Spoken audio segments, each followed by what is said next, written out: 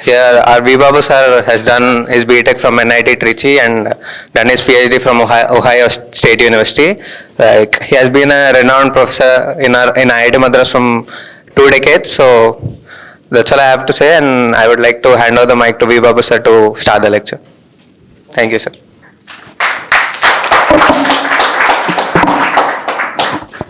Thank you for that brief introduction. Let me start by making a few corrections. I did not graduate from NIT Trichy, I graduated from REC Trichy.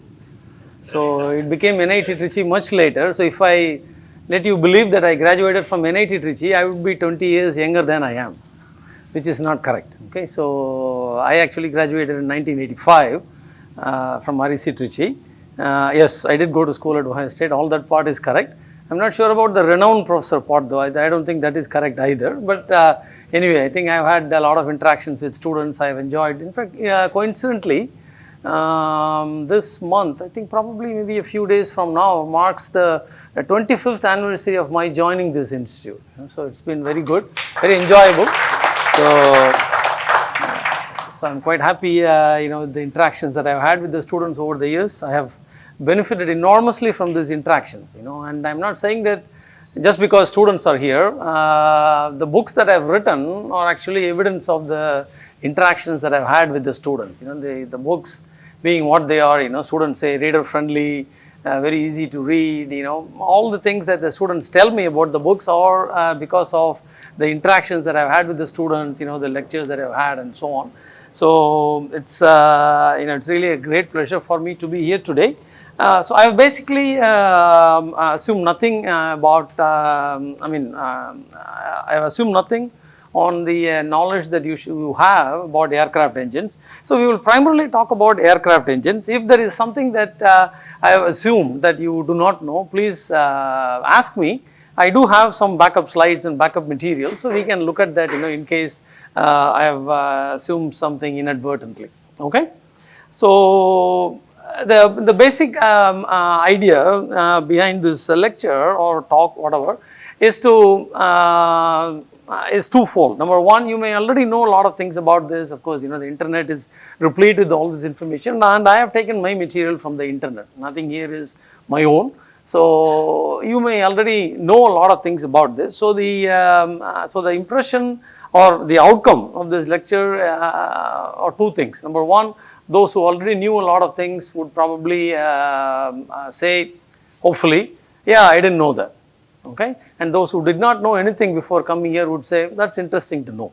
So these are the two learning objectives or learning outcomes that I am hoping for. So I have kept it very informal, and a few places I have sort of simplified things, for the sake of ease of disposition. So I have sacrificed accuracy to some extent for ease of exposition. If there are any questions, I will always point that out. And so let's begin. So broadly speaking, the lecture will run like this. We start with an introduction where we look at different kinds of aircrafts in the past and what are actually flying today, what are in production today, and the reasons for this. So we will sort of take a look at the evolution of commercial aircrafts through the years. Then we will look at ultra long haul flights, which is a relatively new phenomenon. We have had aircrafts flying long hauls before, but not ultra long haul. So we will take a look at what we exactly mean by ultra long haul. So basically, aircraft may be classified into short haul, medium haul, long haul, and now ultra long haul, which is a new category. So we will see what made this possible, what are the challenges in long haul flights, and why do airlines like to have ultra long haul flights. So we will look at that. Not only airlines but also passengers. Why do they prefer ultra long haul flights? So then we will, after having looked at this, we will then move on to look at the turbofan engine, which is what has actually made much of this possible. Okay, the technology, the idea behind turbofan engines, the design evolution, the challenges both in terms of design, manufacturing, and also how it has evolved over the years to where it is today. What are the engines that are being used today? Then we will look at some interesting accident failure investigations, which have served to make airlines very safe. As you know, given the number of passenger miles that that aircrafts are flying, aircraft transportation is perhaps the safest mode of transportation, considering the number of passenger kilometers. So it was not always the case, in the earlier years when things were being learned, there were accidents, but the important thing is, many lessons were learned from these accidents, and all these have now been incorporated into the new engines, new airframes, and so on. So we will look at about, I think, 2 or 3 video clips highlighting some accident investigations and lessons learned, and how we go from there, okay. And then we will look at where the engine industry is headed. What are the engines that are coming up now? What are the revolutions that are underway and which are expected to come soon? Okay. Now, throughout this, the idea, as I said, since I am in mechanical engineering, my basic idea, at least for mechanical engineering students, is to show how an application like this ties together all the things that they learn under, presumably, under 3 different silos: thermal, design, and manufacturing. So this will show, hopefully, how all these 3 things tie together and how all these 3 things have to work together to manufacture and realize a product which can be used for commercial purposes. Okay, so that is the idea, takeaway for mechanical engineers. Hopefully, we will achieve that. All right. So let us start with the introduction. So what we are seeing here is would be classified as a short haul aircraft. So these are turboprops which are widely used today, highly economical. They can seat about 30 to probably about 30 passengers or so, between 30 and 40. And these are used for short haul operations. So the duration of the flight will not be much longer than 1.5 hours or so. It is not going to be longer than that. And the altitude ceiling for this aircraft is about 25,000 feet or so. They don't really fly much higher than that because they start losing their efficiency once they reach higher altitudes. So these are still in service today. There are basically 3 companies which manufacture turboprops. One is the ATR 72 that you are seeing here. The other one is the Bombardier. There is one more company called the Embraer. So ATR basically is a French, Italian aircraft company. Bombardier is a Canadian company, and Embraer is another company which manufactures turboprops. That's a Brazilian company. Okay, so these aircrafts are still in service today and extensively used for short haul flights.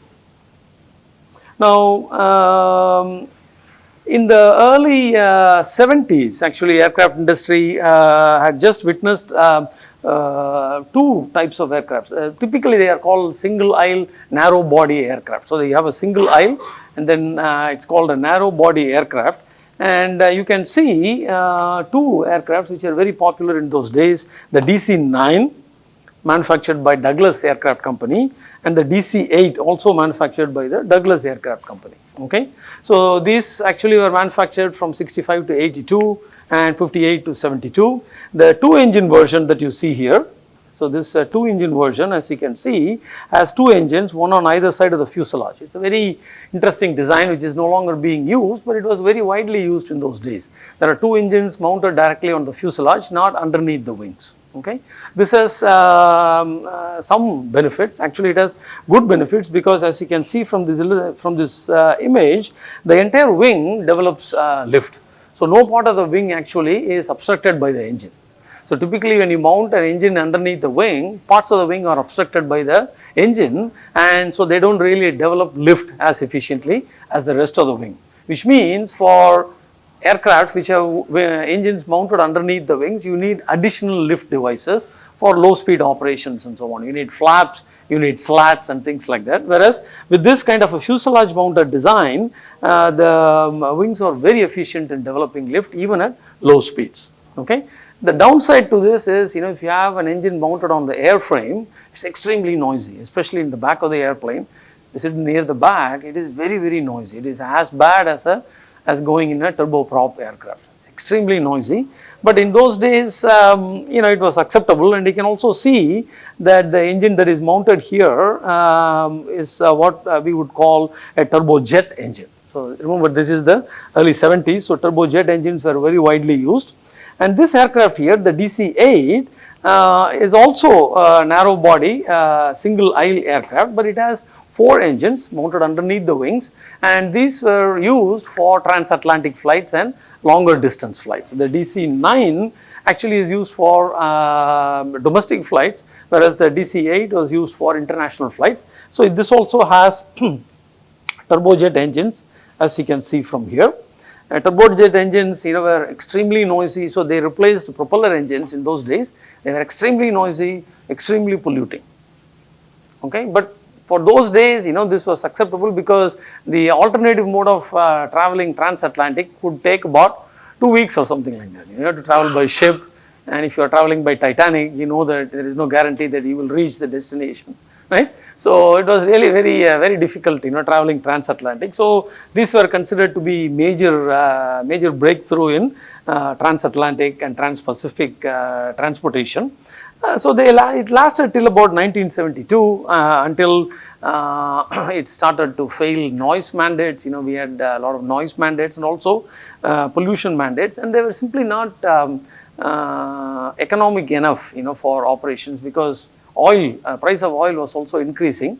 So at around 1972, some changes took place. I will come to that next. So going ahead with the single aisle narrow body aircraft. So these are still single aisle narrow body aircraft.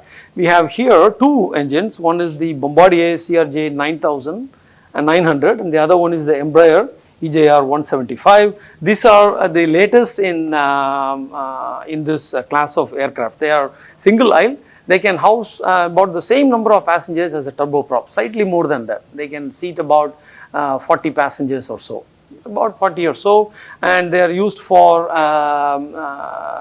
domestic flights, and these are called regional jets. So they are not really used for long distances, although many aircrafts, because they are squeezed by the high price of oil, are actually using this even for longer distances. Okay, so it depends on the destination, the origin destination, and the number of passengers you are expecting, and the number of flights that you would like to have during the day. So typically airlines sort of try to force passengers to take certain flights because it is economical for them to run these flights multiple times. So for example, when I was in the US recently, I flew from Chicago to Portland, Oregon. It's a 4-hour flight, but I flew in the Embraer EJR 175. It seated only 30 people, 4-hour flight, but that flight is airborne most of the time. That's the only way you make money on an aircraft. So we took the flight early morning, 7 o'clock at Chicago. Given the time difference, it lands at about noon in Portland, turns around in about an hour, flies back to Chicago, and then again flies to Portland. Then middle of the night, 2 a.m., there is a return flight to Chicago, which is what I took to come back to Chicago. So that flight is in the air all the time, and that is the only way you make money. If the aircraft, anytime it sits on the ground or anytime it has empty seats, you are losing money. So it's the competition is really cutthroat. So airline companies are trying to look at the traffic and then try to come up with the best aircraft that will make money for them. Okay, so these two are the latest and probably state of the art. As you can see, they have turbofan engines, typically middle, not high bypass ratio, but probably mid-level bypass ratio turbofan engines. Then you also see very nice enhancements on the aerodynamics, like this winglets on the tips of the wings, both here and here. You see the winglets. So these are really very good aircraft, very economical and very popular nowadays. And the next category of, the next set of aircraft in this category, single aisle, continuing with the single aisle narrow body, you have the latest and the greatest Airbus A320neo and the Boeing, the infamous Boeing 737 MAX. Okay, so these are again single aisle, but these can typically seat about 100 to 120 passengers. So they are bigger than the regional jets that we saw, and you can also see relatively high bypass ratio turbofan engines on these aircraft. And of course, the NEO stands for new engine option. So these have very good engines which have a lot of enhancements from the previous generation of aircraft, and these are also highly economical and highly popular. Okay, they are They are supposed to be short haul, but typically nowadays, airline companies are pushing them. They are using them for not only short haul, but also for medium haul flights. For example, flights today from Trivandrum or any of the cities on the west coast to Gulf countries, which would last typically about 3 to 4 hours, are now being done routinely by Airbus A320 or Boeing 737. The reliability has really increased a lot. Now, as I said,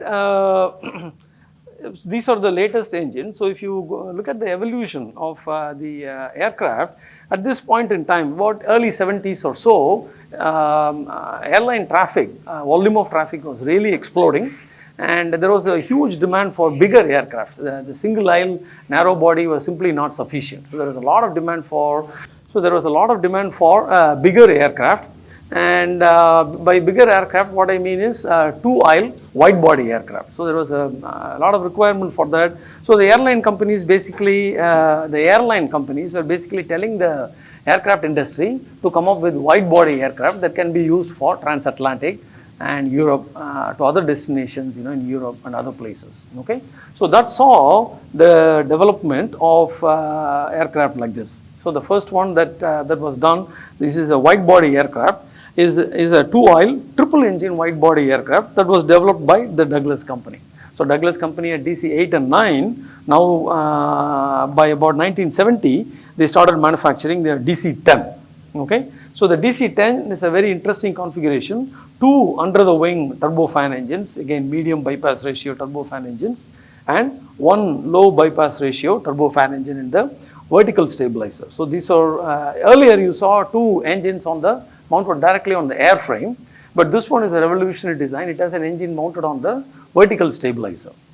Okay, so this is a low bypass. It looks like a turbojet, but it is actually a low bypass ratio turbofan engine, and this allowed the range to be extended by quite a bit. Not only that, it was also very spacious, and it was actually very successful in the early days. And they would do something, they continue to sell the aircraft. It was actually very, very popular. The last aircraft, as you can see from here, was manufactured in 1989. At which point, the company really could not sustain because there were a couple of more accidents. In fact, in our later module on accidents and investigations, we will actually, two of the incidents that I will highlight are coincidentally from a DC-10. I really did not intend it to be that way, but coincidentally two of these accidents are in a DC-10 aircraft. Okay, so McDonnell Douglas then purchased, McDonnell company purchased the Douglas aircraft and did a whole lot of work, and then rechristened it MD-11, and MD-11 started selling from 1986 onwards. Okay, so you can see a lot of interesting additions. For example, winglets, which many people believe to be a new thing. Winglets on aircraft wings, many people think is new. Actually, this was done by McDonnell Douglas in 1986 itself. These are very good aerodynamic changes, and they also improved safety features a lot. Okay, so the last aircraft, MD-11, was manufactured in 1998. Okay, but this does not mean that these aircrafts are no longer in service. You can still see DC-10 in service today or MD-11 in service today. Cargo companies use them. Passenger commercial airline companies no longer use them, but they are very extensively used by cargo companies. Some of them are about 40 years old. They are still in service. Many of these aircraft are 40 years old, still in service, going strong. The cargo companies, you can still see them in Chennai airport and in some of the other airports. Okay. Now, so when airlines requested wide body aircraft, three aircraft companies responded. The first one, as we saw, was the Douglas Aircraft Company, which was already a well-established player in commercial aircraft market. The other player who wanted to enter the market was Lockheed. Lockheed until then was a defense contractor. They used to make fighter aircrafts, and so they were exclusively in the defense market. So with this call for bigger aircraft, Lockheed wanted to make a statement. So they wanted to enter the commercial aircraft market. So they came up with what was called the Lockheed TriStar aircraft, which is also a 3-engine aircraft. But interestingly, the engine here, actually the engine is not mounted on the vertical stabilizer. This here is this is actually a air intake duct, which is just above the fuselage. So there is an S-shaped duct. So the engine actually is in line with the fuselage. Unlike the DC-10, where the engine is mounted on the vertical stabilizer, here the engine is actually in line with the fuselage. So you have a duct which then comes down like this. Okay, so there is an S-shaped duct which takes air to the engine. The engines were manufactured by Rolls-Royce, and this aircraft, interestingly enough, was way ahead of its time. Okay, there are many firsts in this aircraft. It was extremely spacious. I've given some of these things here. It was extremely spacious, and the design of the engine made it extremely quiet. The aircraft, unlike DC-10, this was an extremely quiet aircraft. What was revolutionary, one of the revolutionary things about this aircraft was that in 1970, this aircraft had an autopilot system, which what we call an instrument landing system today. Okay, this aircraft had that in 1970. Okay, where the plane using the radio beacons in the aircraft, in the airfield, could actually land itself. And as written here, as quoted here, it was given special clearance by the FAA. It would not have any trouble landing in fog or rain or with low visibility. It could land by itself. And it had features that you see in modern aircraft today, you only have to dial in altitude or speed, and the autopilot and the auto throttle would automatically run the aircraft so that you get the requested airspeed and altitude that you that you wanted. Okay, so this was way ahead of its time, but unfortunately it was a commercial failure. Okay, they had to make 500 aircraft to break even with the investment, and they could manage to make only 250. Mainly because it was such a revolutionary design. The engines which were manufactured by Rolls-Royce were actually the biggest obstacle for progress. Rolls-Royce was in deep trouble at the time, so they overran the time and budget, by large amount. So eventually it just became too much for Lockheed to continue to sustain. But they did make a statement, that was their foray into commercial aviation, and they did come up with an aircraft which was far ahead of its time, and then they said, we have proved the point, and then they closed down the manufacturing of this plant. So here is a very interesting example of a product that is technically the best, most superior, but it just could not sustain for various reasons. Okay, so this was the second company which responded to the airline's call of a two-aisle wide-body aircraft. The third company which responded was the Boeing. Okay, so Boeing responded at the same time with its Boeing 747, which was also wide-body, two-aisle, just like the two other things that we looked at, DC-10 and the Lockheed TriStar. And so this had 4 engines all underneath the wings. And one of the revolutionary features of the 747 was that it had a partial second deck, okay, which was which was unique at that time, first of its kind at that time. So it had a partial upper deck also, and this was also quite popular. So basically, what happened was Boeing and Douglas aircraft, or McDonnell Douglas, they were already penetrated well into the commercial aviation market, and Lockheed was a newcomer. So, and although the business was growing, it was not big enough to support 3 aircraft companies, Douglas Aircraft, Lockheed, and Boeing 747. So Lockheed, which was the most superior product compared to the other 2, was squeezed out of the market because it was a new entrant and the market was not big enough. So for reasons beyond their control, they could not sustain the market. But Boeing 747, as you know, went on to become one of the most popular aircraft, workhorse, used as a workhorse around the world, used very extensively around the world, very successful design. Okay, and it was also called the jumbo jet in those days. And Airbus, at about slightly later than that, Airbus offered its own version of a two-aisle wide-body aircraft, which is the Airbus A340 with 4 engines. Okay, so these were the players in that market at that time. So this was how the industry was evolving. Okay, at about late 80s or so, still keeping with the wide-body two-aisle wide-body aircraft, but now we are transitioning from 3 engines, 4 engines. Now we are transitioning to 2 engines actually. So the Boeing 777 was developed about the late 80s or so with 2 engines, which was again revolutionary. It could seat about 300 passengers or so. Even today, it can seat about 300 passengers, whereas the 747, depending on the configuration, can probably seat about 450 to 470 passengers. Okay, so the 777 again was revolutionary in its design, aerodynamics, and fuel economy. But it was twin engine, so it had a lot of issues in the beginning because it had only a twin engine. It was thought to be unreliable because if one of the engine goes out, what do you do?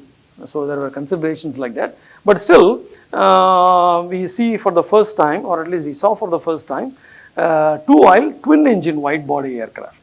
Okay, this was then followed after about some 10-12 years. This was followed by the Boeing 787. Which is also two-aisle twin engine wide body aircraft, and also the Airbus A350. So the Airbus A350-900 is also is probably the equivalent of Boeing 787 that is offered by Airbus, two-aisle twin engine aircraft. Okay, these are the latest offerings. Of course, in between these two, the aviation industry also saw the launch of Super Jumbo. This is the Airbus A380, two-aisle, 2 decks, and 4 under the wing engines. So this was also launched, and this was successful. Many orders were placed. This was successful. The idea being that you want to move. So the aircraft industry goes through these kinds of models. So the bigger aircraft, the 747 and the 780 and the A340, which are all 4-engine aircraft. So the A380 can carry, depending upon the configuration, can carry about 600 to 650 passengers. Okay, so we are now looking at aircraft which can. So the 747 can carry about 450. A340 can carry about 450 passengers. This can carry about 600 passengers or so. So the model that people were predicting was that you would use what is called the hub and spoke model. So the hub would be a big hub where you fly a large number of passengers in these big aircrafts, and then from the hub you fly along the spoke using the shorter aircraft like the single aisle aircraft to the different destinations. So that was what was predicted to be the aviation model of the future. Okay, so that's why all these companies were manufacturing bigger and bigger aircrafts which could carry a large number of people from one hub to another and then move them along the spokes. Okay, now, so depending upon the, so we classified them depending upon the number of aisles. He said regional aircraft, single aisle, and then 2 aisles. But typically they are the gates that you see in the airports classify aircraft according to the wingspan. Okay, so you can see different classes of airports. Now this is also very important because if you are using gates to accommodate larger flights, larger aircraft, then you have to pay more fees. Right? If you use smaller gates, you use less fees. And some airports may not have some of the larger gates. So for the airline company, it's always a question of the composition of the fleet. How many single aisle narrow body aircraft should we have? How many 2-aisle wide body aircraft should we have? How many regional jets should we have? Because all that impacts the operational costs, not only in terms of fuel costs, but also in terms of parking and handling costs and so on, which can be quite high. Okay. So as you can see, the single aisle narrow body will fall under the C category of aircraft. Notice how, notice the length of the wingspan, 35.9, 35.8 compared to 36. So they just manufacture it so that it squeezes into the C class gates, so that it go into the D class gate, which will mean higher handling costs, parking fees, and things like that. Okay. So most of the single aisle aircraft will fall into C class category today, including the regional jets that I talked about. So the bigger ones, the 777, 787, 350, A350, all will fall into the E class. Once again, you see that this is 64.8 wingspan, 64.8 wingspan, 747 is 64.9 meter wingspan. So they try to make sure that it squeezes into the lower category. So if you want to accommodate more passengers, they would stretch the aircraft rather than increase the wingspan. That is typically what is done. So they have different versions, 777, 200, 300, 400 and so on, which are actually stretched rather than enlarged in this way to accommodate in the gates. Obviously the 380 and one version of 747-8 actually will fall into the F category. But interestingly enough, what has happened now over there is, if you look at the aircraft that are being manufactured today, okay, the only those which I showed with a green font for the title are actually being manufactured today. So if you look at this, let's see how it goes. So if you look at this, you can see that the 747, last one was manufactured this year on January 31st. They no longer manufacture the 747 aircraft, which is a shame. It used to be called the Queen of the Skies, and here you see the unveiling of the 747 and cabin crew from each airline that had actually ordered the original, the first edition of 747, including Air India. I hope you are able to see. Are you able to see the cabin crew of Air India here? Only one sari, yes. So you can see here. You can see here. So this actually from 1968, it was manufactured until 2023. So on January 31st, 2023, the 747 is no longer manufactured. Of course, it is still in service, as I said. And then if you look at, yes, it's indeed sad, that it's no longer being manufactured. Now, if you look at the Airbus A380, this was a huge gamble for Airbus. They felt that this was the model, the hub and spoke model is what actually was the way of the future. And since it is no longer being manufactured, it was no longer economical or viable, they stopped manufacturing this. So the A380, as you can see, the last aircraft was delivered on December 16th, 2021. It was a huge gamble, and so it was manufactured for about 10 years or so. Okay, and eventually it proved not to be economical. It is still in service. Aircraft companies that have bought them still use them because they don't know what else to do with them.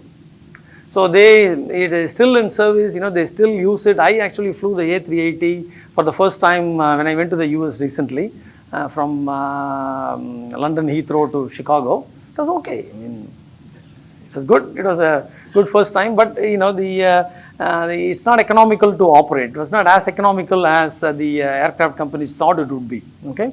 Now again, the 4-engine A340 is also no longer in service. It was in service for about 9 years or so. I'm sorry, it is no longer manufactured, but it is still in service. It is still being used for long-haul flights. It is no longer in service. So if you look at the list of aircraft, the evolution of the aircraft, now only twin-engine aircrafts are being manufactured. The Embraer and the Bombardier plane that I showed in the beginning, the regional jet, and then A320 and Boeing 737 for short haul and medium haul, and then 777, 787 and A350 for long haul and ultra long haul. Only twin engine planes are in service today, either single aisle narrow body or two aisle wide body. All the other aircrafts are no longer being manufactured. They will be in service for some time, but they are no longer being manufactured. So we now move on to the section on ultra long haul flights. Okay, as I said before, we have different categories. Short haul generally is for flights which last less than 3 hours, and medium haul would be 3 to 6. Long haul would be about 6 to 12 hours. Ultra long haul, which is relatively new, or flights which last for more than 12 hours, 12 hours or more. Okay, they are extremely long flights. Earlier, we had only up to long haul, and the 747 and the Airbus A380 were extensively used for long haul flights. Okay, but they are no longer being used, they are no longer being manufactured, and they are no longer being used for any of these, and they cannot be used for ultra long haul flights.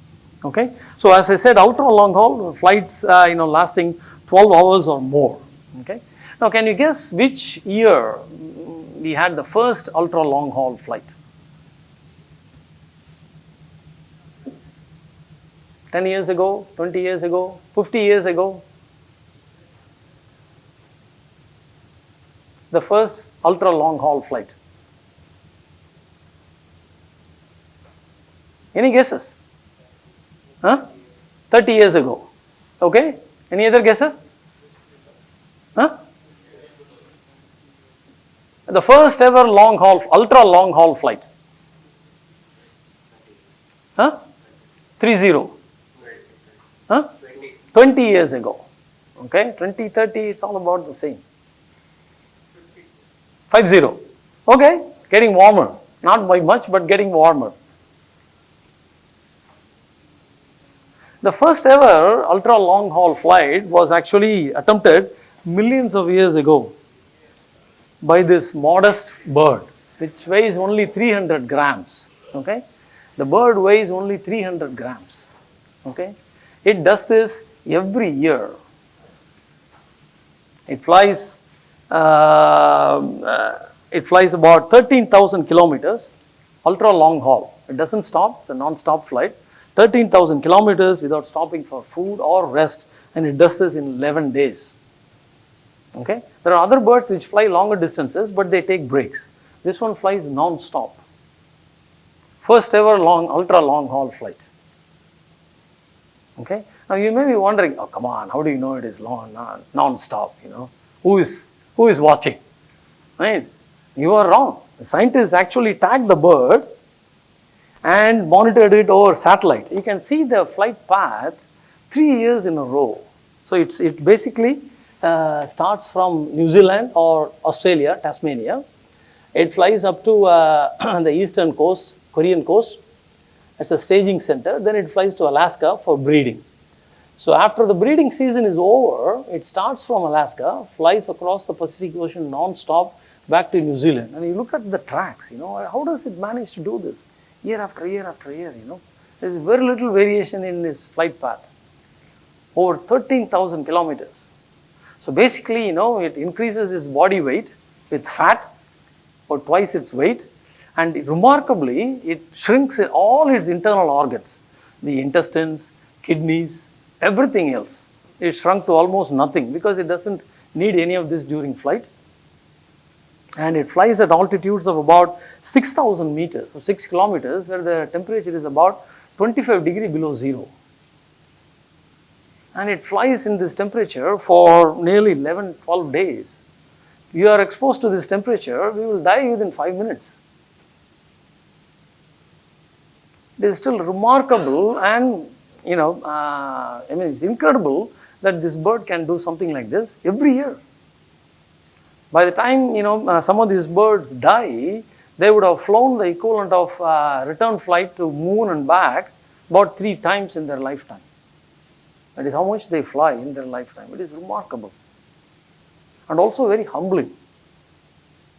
Okay, so now let us see what humans have managed to do. For humans, ultra long haul flight is relatively new. Go ahead.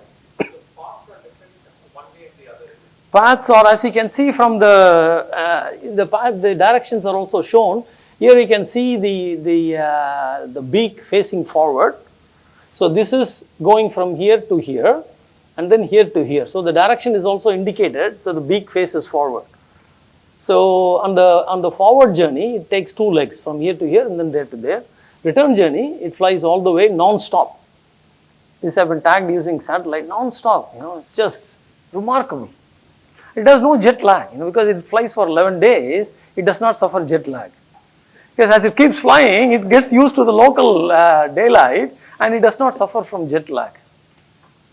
One has to wonder how, you know, evolution has managed to accomplish this. It's truly remarkable. Let us see what humans have managed to do.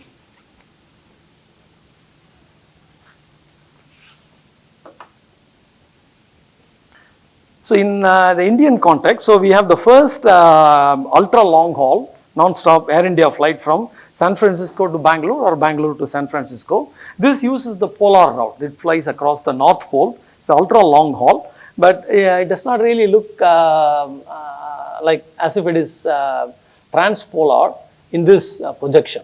Okay, so if you actually look at this projection, you can see clearly. So the flight basically starts from Bangalore, which is here. It flies over China, Russia, Alaska, Pacific Ocean, and then San Francisco. That is non-stop, 16 hours and 40 minutes under favorable conditions. It's about 14,000 kilometers. Typically, a Boeing 777-200-200 long-range aircraft is used for this purpose. Okay, and we also have other transpolar, Air India transpolar flights, another one from Hyderabad to Chicago. So this flies over China, Afghanistan, Russia, Greenland, and then Canada and Chicago ORD. Again, it uses Boeing 777. I will explain the term ETOPS in 330 minutes in a short bit. But the challenging aspect about this polar route, many international airlines use it, but it requires extensive training because there are many hazards that are associated with transpolar flights compared to normal flights. Basically, fuel freeze is a major problem. Although we have very good heat exchangers, so basically the fuel is kept heated by by the lubricating oil. The lubricating oil gets heated up, as it flows through the engine. So that is used to heat the fuel before it goes to the engine. So fuel freeze is minimized to a large extent, but there is always a danger of the fuel freezing in the wing tanks. The wing tanks are located quite far away, and those of you who have studied heat transfer would be familiar with the term surface to volume ratio. Have you heard surface to volume ratio? Right? Yes? No? Yeah, surface to volume ratio. How should it be to minimize heat transfer, or how should it be? More or less? Huh? If you have high surface to volume ratio, will the heat transfer be more or less? It will be more actually, it should be less. So the surface to volume ratio should be as small as possible if you want to minimize heat transfer. If you want to do the other thing, it has to be very high. Okay, so basically, this is very important in biology also. If you look at an elephant eats only for about 2 to 3 hours in a day. In comparison, an ant, which is 1,000 times smaller than the elephant, eats throughout the day. It has to eat to stay alive because its surface to volume ratio is so high. Whereas the elephant surface to volume ratio is more favorable. So it's enough if it eats only for 2 to 3 hours a day. So surface to volume ratio is a very important concept. The wing tanks have a very high surface to volume ratio. So the danger of fuel freeze in the wing tanks is very high. So typically, you would use fuel from there first and then drain towards the central tank, which is located in the belly of the plane, so it doesn't get so cold. But still, the route has a lot of challenges and fewer airports for emergencies. Obviously, fewer airports for emergencies. Now, what is revolutionary about this Air India flight is that it's the first and only transpolar flight by an Indian company from India to any destination. It's very unique. It's very challenging, non-stop, 16,000 kilometers. But probably, perhaps the most unique aspect of this flight was that the inaugural flight was flown by 4 women pilots. Most unique aspect. So this was flown by 4 women pilots. That was the inaugural flight on January 10th, 2021. So it requires 2 crews because the flight is 16 hours. Normally flight crews can work only for 8 hours. So it has 2 sets of flight crews. So 2 captains, and again these are captains, but they are generally first officers, and then a flight safety officer, because it was for the first time that this was being attempted. It was a very, very unique achievement by Air India. No other airline had done this. All women crew for a transpolar flight, maiden flight, that too. Okay, it shows the level of confidence and training that Air India imparts in its women pilots.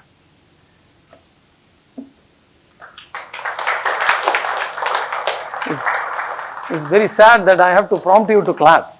You should do it yourself. Okay, in fact, India can also proudly say that we have the highest number of women pilots in service today, commercial airline pilots, 12.5%.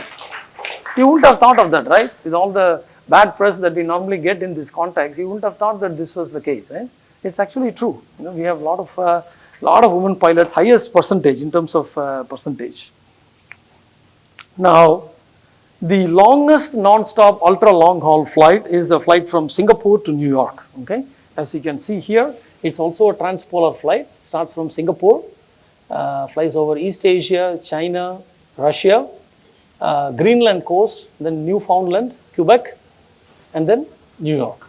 This is the longest flight. It uses an Airbus A350-900 ultra long range, 19 hours. Okay, this is the longest in the world as of now. 15,332 kilometers.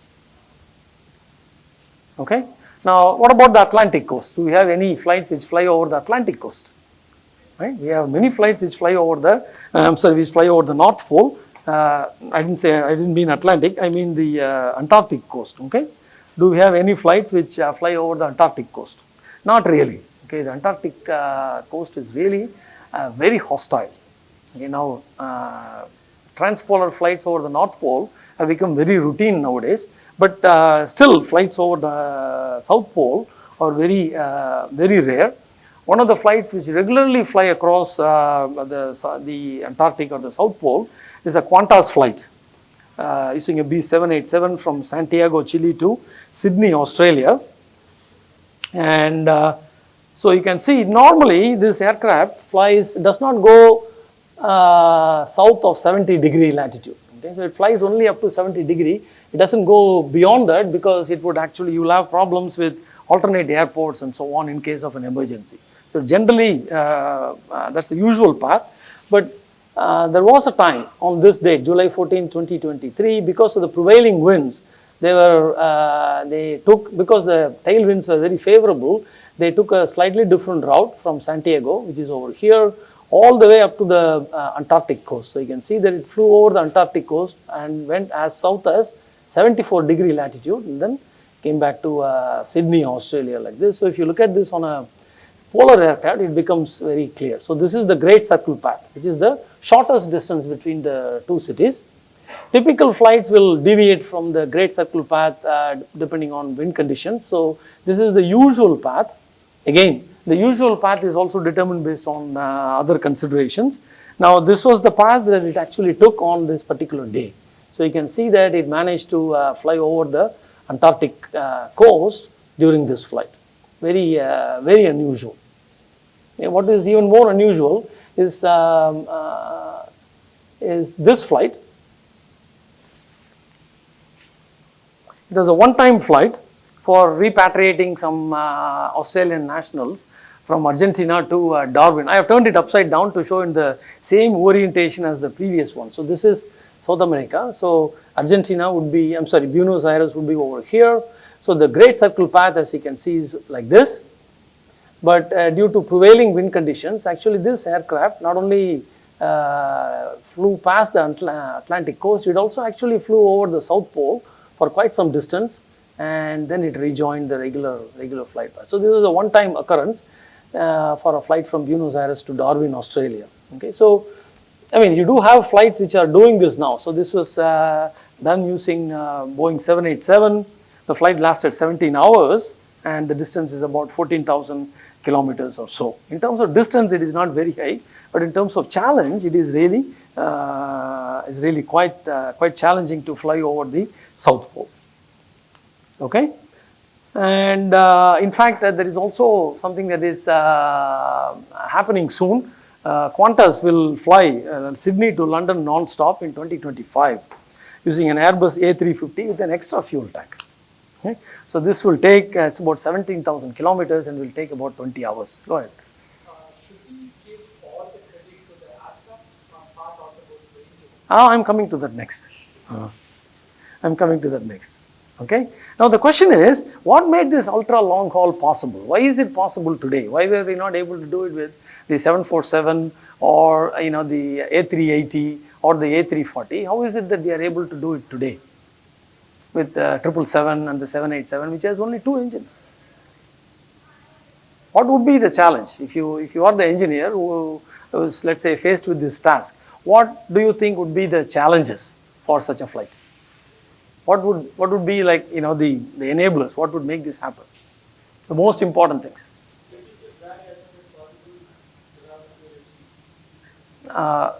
Do you want fuel efficiency through aerodynamics?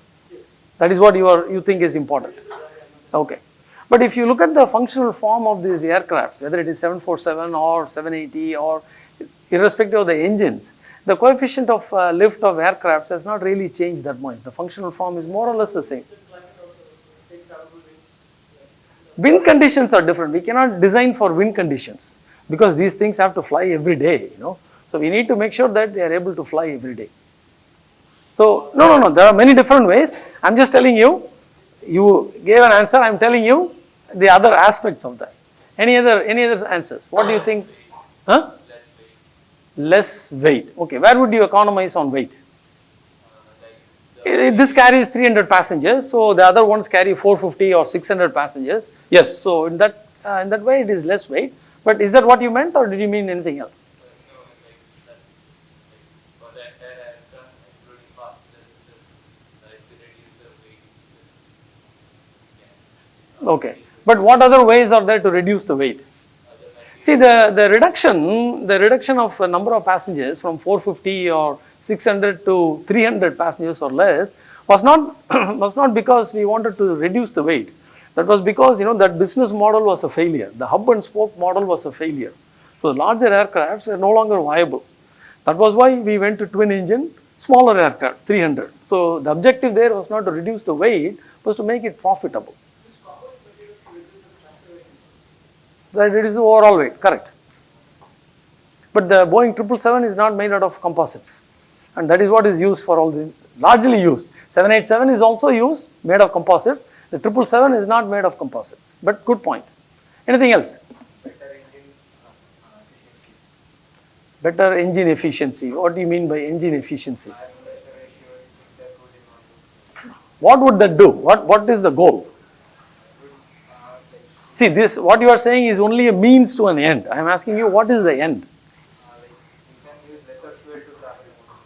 Good point. Good point. Good point. Anything else? That is okay, because once it is in cruise mode, that's not a problem. They can fly. But let's say you get on one of these ultra long haul flights, knowing all the things that I have said, the dangers and other things, what would you be concerned about? Huh? Will the fuel last? Very good question. Anything else? It's a transpolar flight.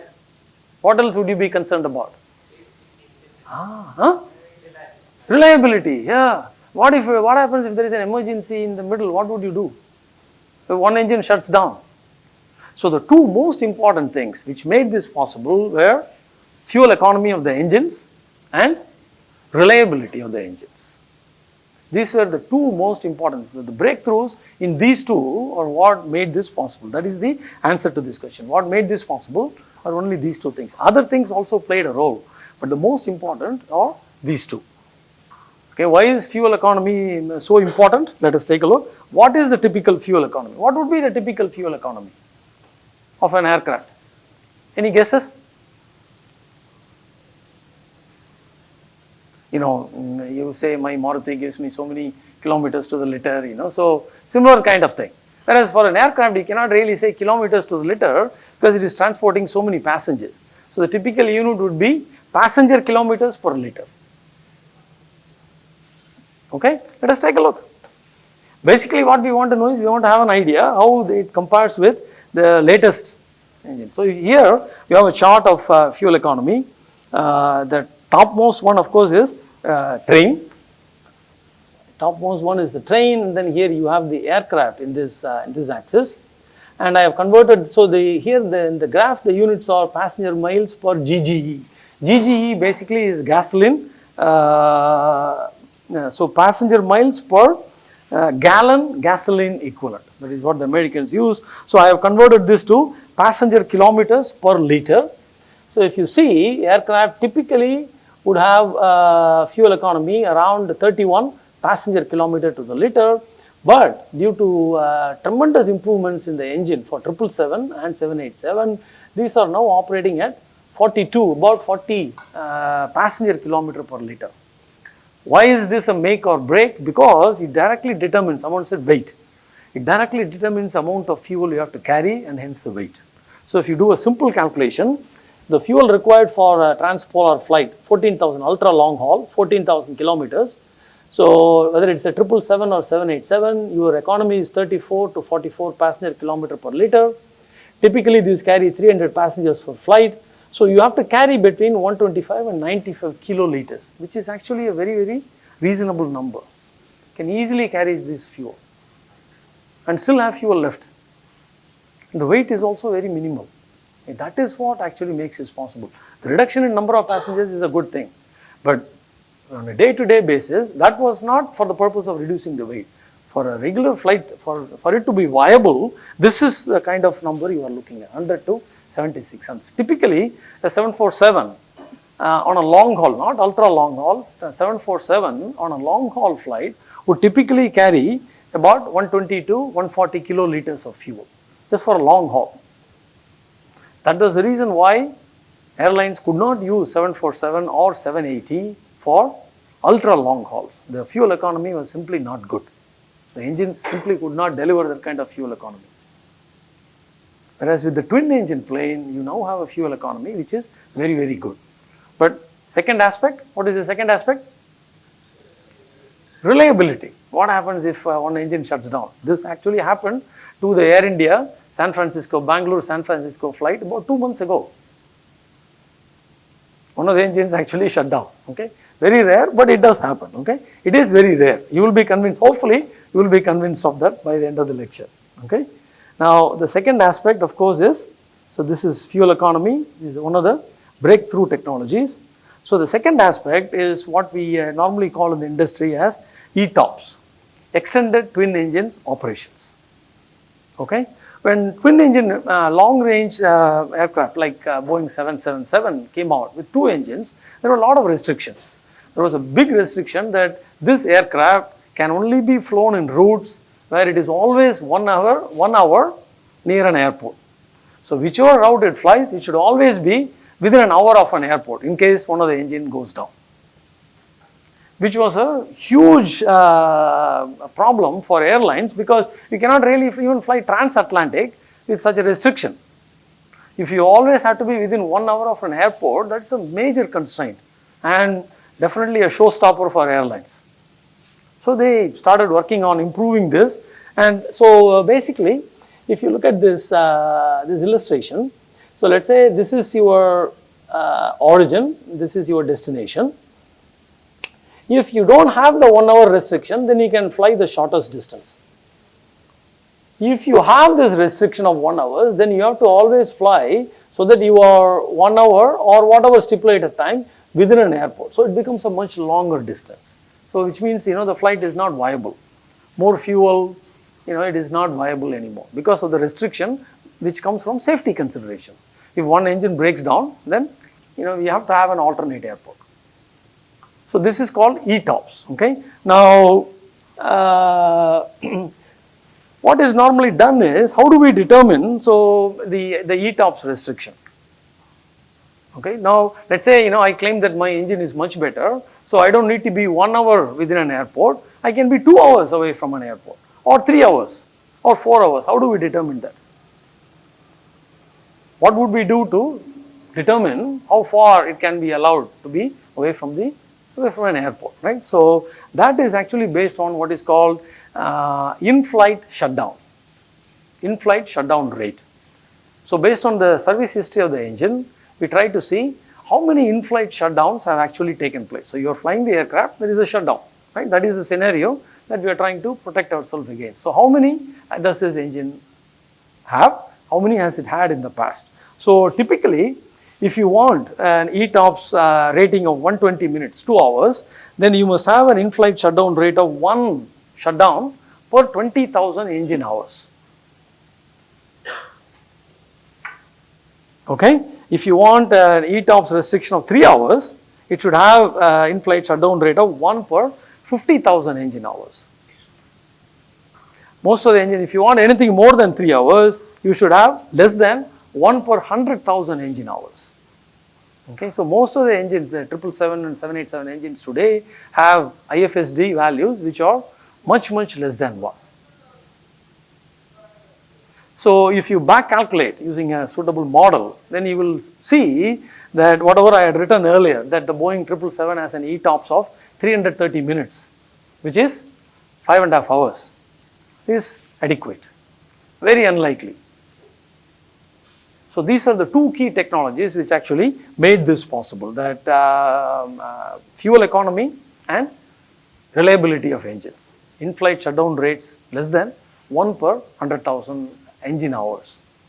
And these are the two things that actually made this possible. So basically, what has happened today is that the reliability of 2-engine airplanes actually they equal or exceed both 3-engine and 4-engine airplanes. With 4 engines, you will probably feel safe. That if one engine shuts down, you are okay. We have 3 engines. But 2-engine airplanes now have a better reliability standard than even 3 or 4-engine airplanes. Huh? The engine family, it is actually flown. You fly the airplane. So it says 100,000 hours, right? So basically what Boeing did for 777 or 787 is they asked commercial airline pilots to fly the aircraft non-stop across continental United States for months together.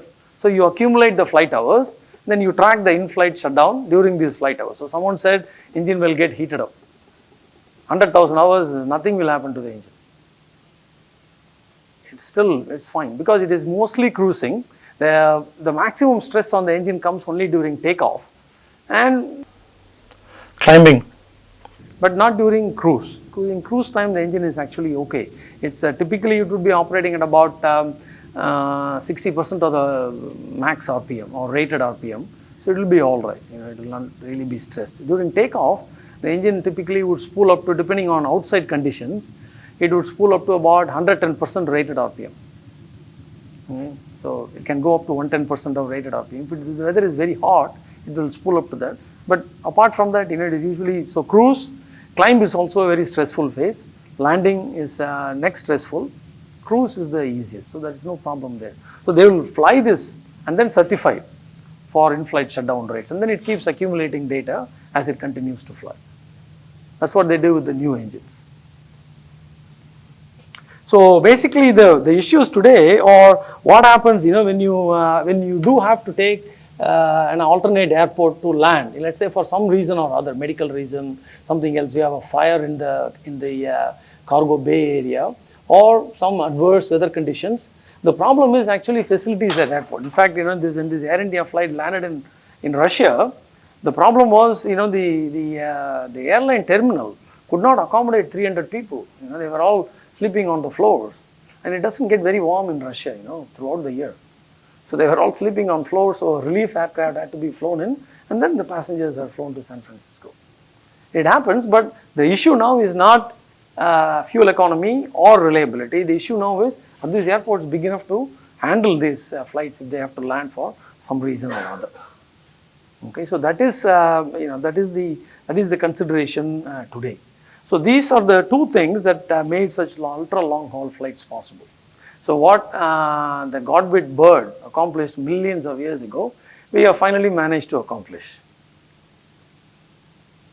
So what we will look at next would be how actually this engine technology came about. What were the things that made this evolution possible? So we will start from the turbojet engine, then we will keep progressing to see how each design improvement increases the complexity of the engine, but how these were addressed, and all along as the complexity increases, you also need to make sure that the reliability increases along with the complexity. That is the biggest challenge. So we will see what the challenges were and how they were met, and how we got where we are today with respect to the engine technology. Okay, we will do that in the next lecture. Okay, all right, good.